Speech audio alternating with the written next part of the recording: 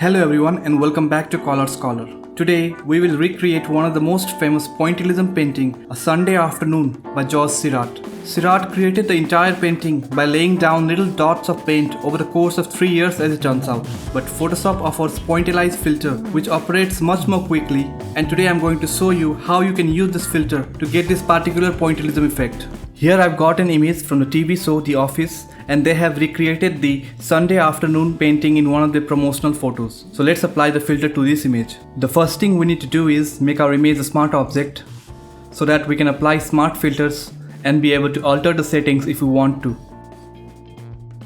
Then I'm going to go to Filter, Pixelate and select Pointillize. Before that, you need to take a note of the background color over here, as the white of the background when we apply the Pointillism filter is in sync with the background color. So different background colors will give us different Pointillism variations. Right now let's keep the background color as white and then go to Filter, and you can see whenever you use any of the filters from here, the most recent one will be displayed right on top, and you can just click on this and the filter will pop up. So in the Pointillism window, let's keep the cell size at 9. Now since we use a smart object, our filters will be stacked right over here.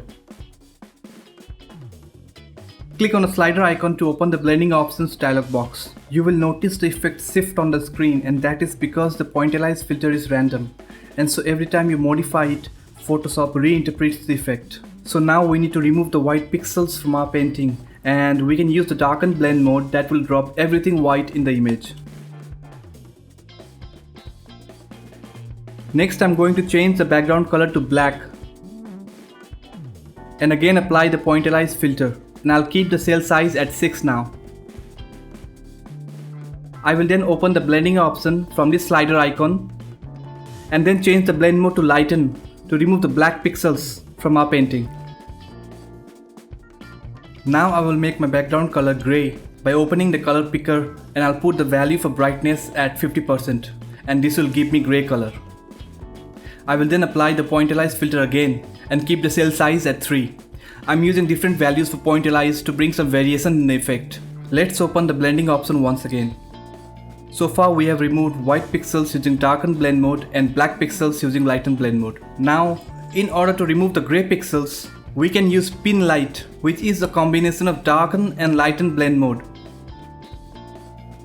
But pin light won't give you the smooth transition between highlights and shadows. So you can either use overlay or soft light instead, but these blend modes also boost contrast and saturation, and therefore we will need to compensate that later by using some adjustments.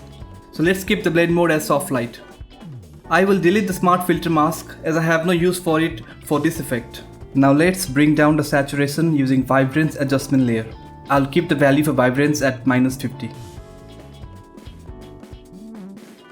I will make the image active, and then I'll take care of the extra contrast that we got from the soft light blend mode by going to Image, Adjustment and selecting Shadows and Highlights to darken the highlights and brighten the shadows.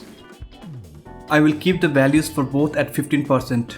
To make the transition smooth between highlights and shadows, click on Show More Options, and I'm going to keep the radius value for both highlights and shadows at 100%.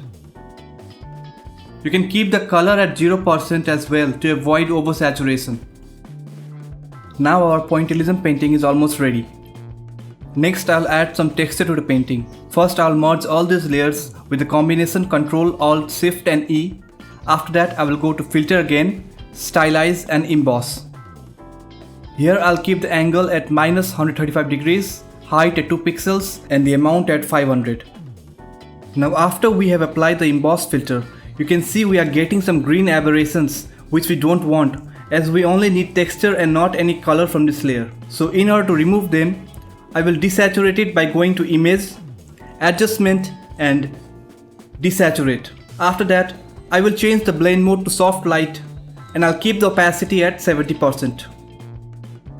Now I'll press the F key twice on the keyboard to show you the final effect in full screen mode, and this way you can create Pointillism paintings in Photoshop. So that's all for today. I hope you learned something new, and if you did, please like the video and subscribe to my channel so that you won't miss any of my new videos. Thanks again for watching. See you next time on Color Scholar.